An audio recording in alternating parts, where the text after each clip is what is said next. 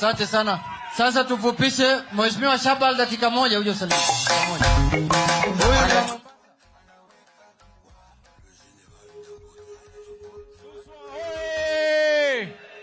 Mimi natoka Mombasa, ndio Shabal.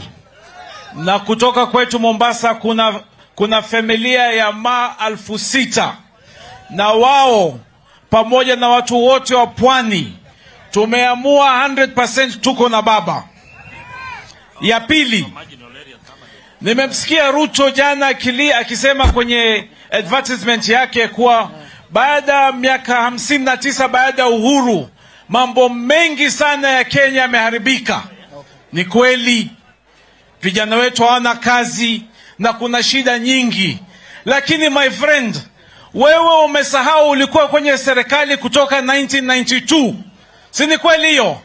92 mpaka 2002 ni miaka 10, mpaka 12 ni miaka 20, mpaka 2022 ni miaka 30. Kama mambo yameharibika, you are responsible.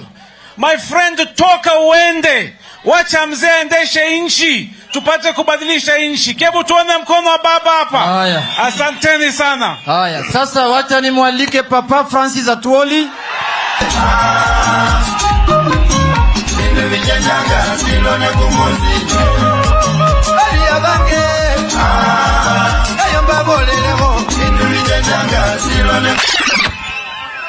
Boss.